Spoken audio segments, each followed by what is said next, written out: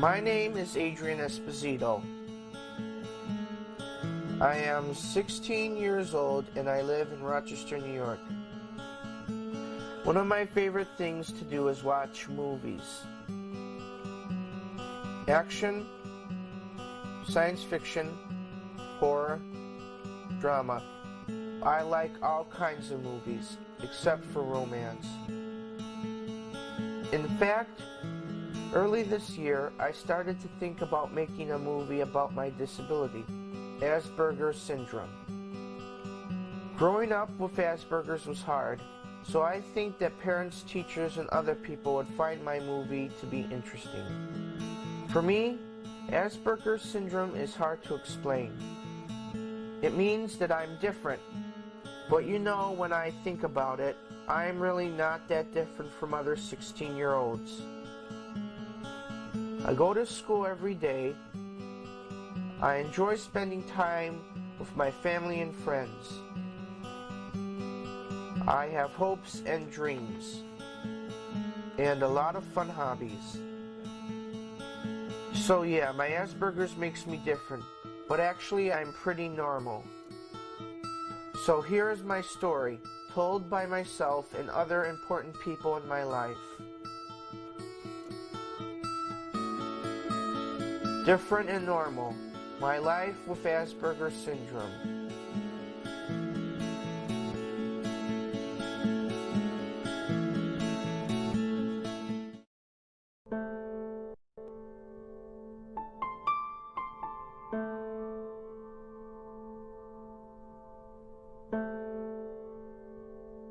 Adrian was born December 10th, 1988 at Strong Memorial Hospital. What they were picking up at the hospital was what they call bradycardia, which is, I guess, defined as a momentary stop in his heartbeat. And then when he was born, the umbilicus cord was wrapped around his neck. When I was born, I had to be taken out of my mom's stomach for some reason, but I didn't know the reason until a little later. When he was finally delivered, the doctor said that his APGAR score was normal, and he seemed to be fine. There was no indication of any problems in the medical records. Developmental milestones were normal until the age of 2. Then there was a noticeable language delay. When his speech did start to come in and when he did start to form sentences, his words came out kind of scrambled, so that the noun, the verb, and the object were all scrambled. I've been seeing that I built it for many years. It's chemistry of explosions for many years. And why here? There were fine and gross motor delays. There was also a real sensitivity to noise. He would cover his ears, or a very stimulating environment. He just couldn't deal with that. And when he was placed in an overstimulating environment or a noisy environment, then the echolalia and perseveration and all that would increase. When Adrian was 5 years old, I took him for some very in-depth neuropsychological testing with Dr. Peter Sorman. And at that time, he diagnosed him with pervasive developmental disorder. This was really devastating news to me. I went into a period of denial and grief that lasted for many years. I remember when I was real little, I liked the Nutty Professor, the Jerry Lewis one. And I would pretend I had a chemistry set, one of those big chemistry set things that they would have in a science lab. Now, watch what happens. Going to sit this one right here. Now, it's going to be a 8. Adrian was formally diagnosed with Asperger's syndrome on 2/20/97, and he was 8 years old at the time. Actually, by the time I got this diagnosis, this was not traumatic for me because I had already been coping with the diagnosis of pervasive developmental disorder. I thought, oh my God, he has Asperger's. This is, this is an improvement. He's actually made a jump. Asperger's syndrome belongs to a family of syndromes called pervasive developmental disorders. That group of problems are primarily known as disorders of relating and communicating. For Asperger's syndrome, the primary deficit is one of interpersonal relatedness. That's the more preeminent severe impairment that they have. And in fact, with Asperger's, and distinct from autism, the most famous member of that pervasive developmental family, there really is not a particular disorder in communicating. That is not really a disorder of language, but it is mostly about this issue of interpersonal connectedness, interpersonal social interactions. Asperger's is pretty complex. I know for a fact that if anybody didn't know this, that Asperger's was a guy's name, Hans Asperger, and he worked with these children in Germany in the 40s, and he started to call the children little professors. A lot of associated features that go along with Asperger's syndrome, and the secondary most important one after this relating problem has to do with the development of these intense, unusual interests. There could be restricted interests, it could be an over-focus on something that's uncommon. You know, they're not the type of people that you come across when you're out in the community that you see that they have a disability. So when you see them interacting and they may seem inappropriate, they may almost seem childlike because they're so, it's not even an insecurity, they just don't really communicate very well. Some of them are impatient, some of them are, you know, some of them interrupt people by accident, they don't mean to when they're talking. And I think, you know, it depends. I mean, some of them, you can tell if they're different. One of the other more striking things about Adrian, and this is not that unusual for kids with Asperger's syndrome, is that he has this behavior that's pretty noticeable, his rocking. He tends to rock a lot while he's talking. And so I remember, you know, on the funnier side of things, while I'm trying to get to know this guy and his history and his style, trying to figure out whether I'm going to do best by following his eyes while he rocks, or whether I do better to fix on something stationary nearby so that I'm not getting dizzy while I watch him. Sometimes, I don't know if this is for all people with Asperger's, but they rock, you know, like this. I do it sometimes too. I don't know why I rock. It's either when I'm restless or I'm excited or something. When Adrian was 5 years old, the whole concept of Asperger's disorder was kind of a new concept. There were not many children diagnosed with Asperger's disorder. Nobody knew what that was. Nobody really knew how to deal with it. So when you try to explain what was wrong with your child to a neighbor or a stranger or even family members, you had to kind of dwell more in the family of autism for them to really kind of get a picture of what you're talking about. Although it is considered to be within the same spectrum of illnesses as autism, it's really quite a different beast.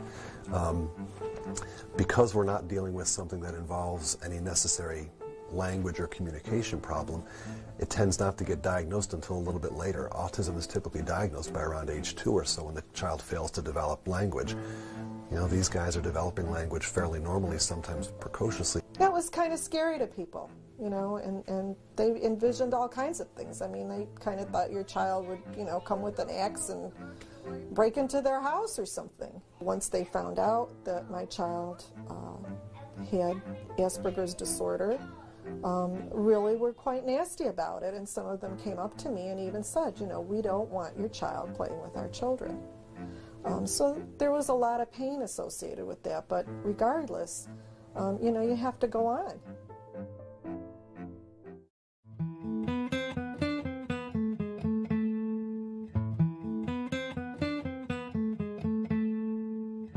I had a lot of problems growing up, and I think if, you know, like I would get suspended, I was violent, I was really hyper, and I had a long-term suspension. I think a lot of what happens in an elementary school population is that kids are starting to find their way with a peer group. You know, one of their biggest jobs is establishing some sense of interacting with, you know, generally at first same-sex or same-sex peers and diversifying after that.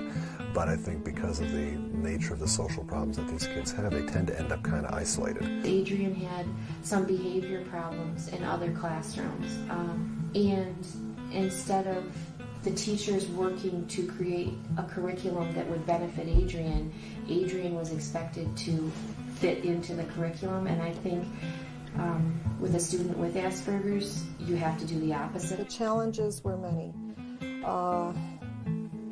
First of all was finding the right school program for Adrian, dealing with all the school officials, making sure that the classrooms he was placed in, that they were being positive about Adrian's abilities and not putting him down. He's been in a lot of programs, Day treatment, regular 12-1-4, one-on-one experiences. I wish I could do like go to college and do stuff like have final exams and like be able to do chemistry like all the other people have to do, and do like, you know, very hard work, but I can't do that stuff and that like other people can't do, and I think that sometimes is a little upsetting. From Adrian's perspective, he didn't understand why he was being switched from program to program, and he became very depressed, and he tried to commit suicide by making an attempt to jump out of a second-floor window. It's kind of a blur, but I think I was doing a little, you know, I was being a little bad, and I wasn't doing very well, and the teachers were getting on my case a lot, and I was getting in a lot of trouble. I tried to jump out a window because I had felt I had failed, and I wanted to like I saw in those movies where you hit your head against the window and you fall out. Well, I tried doing that, hit my head against the window, and it didn't do nothing.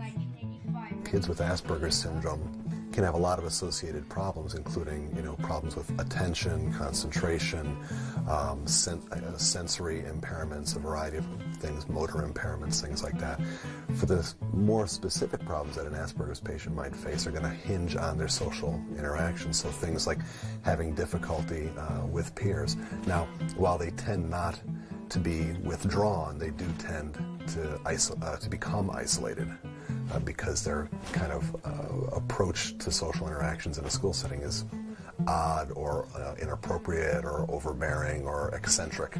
I wish I could change about myself, that the kids could respect me more and be friends with me. I see myself as that some of the other kids don't like me because of the way I am. I don't know a lot about them. I don't have the same interests. I always talk about movies with them because I don't know what else to talk about with them. I do think that sometimes Adrian's a little misunderstood in some aspects, because he can be so overpowering with the way that he's thinking, and if he has a question, he has to ask it right then. He really can't wait. Ultimately, he was placed in the most restrictive setting that BOCES has for his high school program. But lo and behold, he kind of thrived in that setting. When I first started working with Adrian, he was very impulsive. His decision-making skills weren't fully developed yet, and he really didn't care what other people thought. He slowly developed, and it was like you turned around one day and he just blossomed into this wonderful young man. Well, I've changed. Like, one, I accept punishments more. Two, if kids are nasty or not that nasty, I can accept that. I don't go out and ballistic because I don't say anything bad to them because I don't want to start any trouble and get into a fight and get expelled. Three, I'm not that inappropriate like I used to be. He started to do very well. They had very dedicated teachers and paraprofessionals who would let Adrian talk about movies, and if he came in with an interest in Plato or Aristotle, they would pull him aside and they would talk to him about that. Academically, Adrian can read any text that he is very interested in and can relate. He can make text-to-text connections, he can make text-to-world, and he's even starting to develop the ability to make text-to-self connections, which I think is just amazing. Currently, he goes to the BOCES Hillside Day Treatment Program, and he's back involved full-time. It's really an excellent program. I'm proud. My mom's not upset. I'm proud that I don't keep getting suspended. I'm proud that I'm at a school and a program that I like.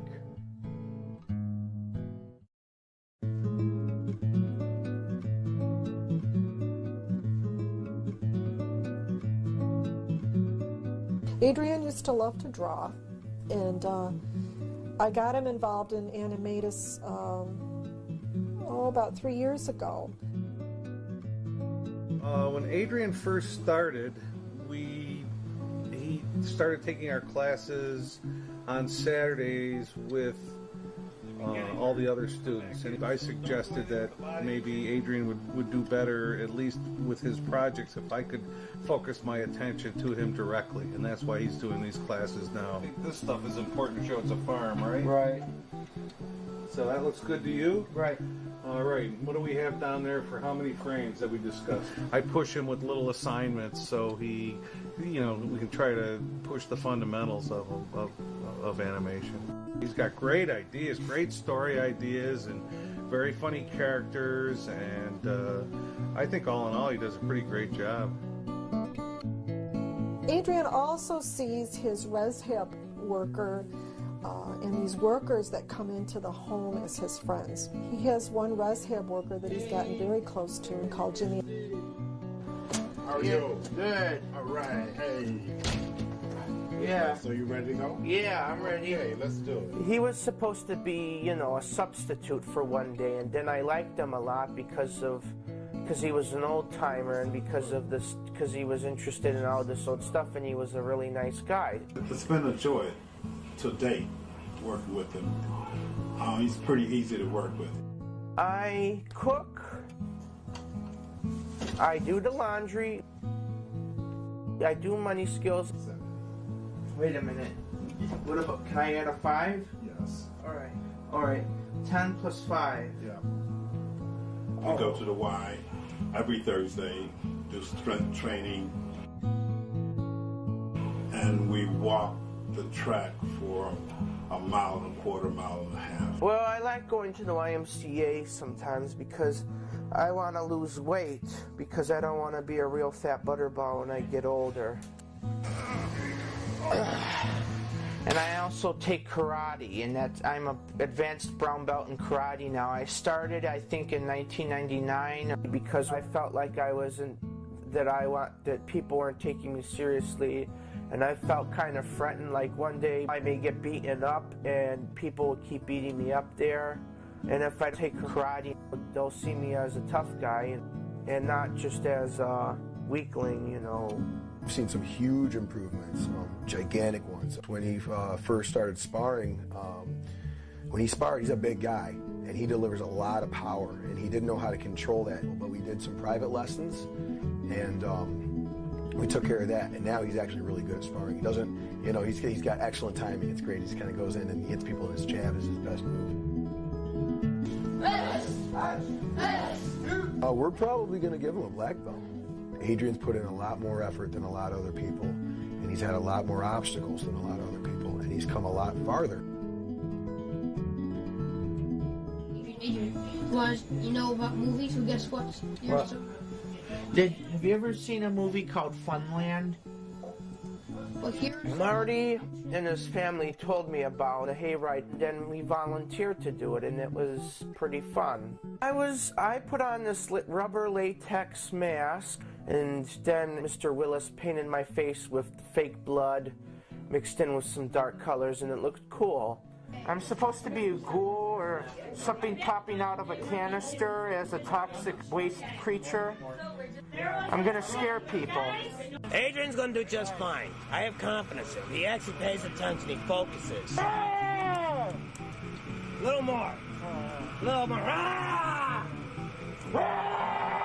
Oh, you the man, baby. Put it there. Yeah. My job was to do is when the hayride pulled over, they would give me a signal, and I would hide in this barrel with my legs crouched, and Mr. Willis would say, "It's lunchtime. Where's my friend Charlie?" And then I would jump out of the barrel.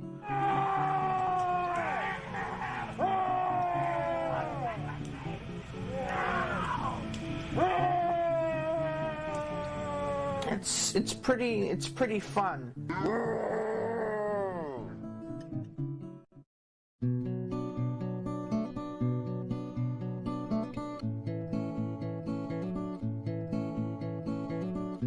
I run a support group the first Monday of every month. It's an Asperger support group.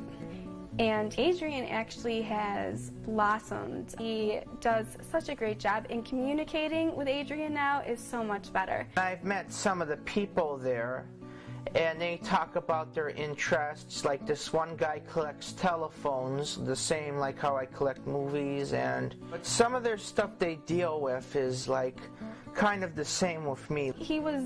He's very receptive now about what other people are feeling and what they might be thinking.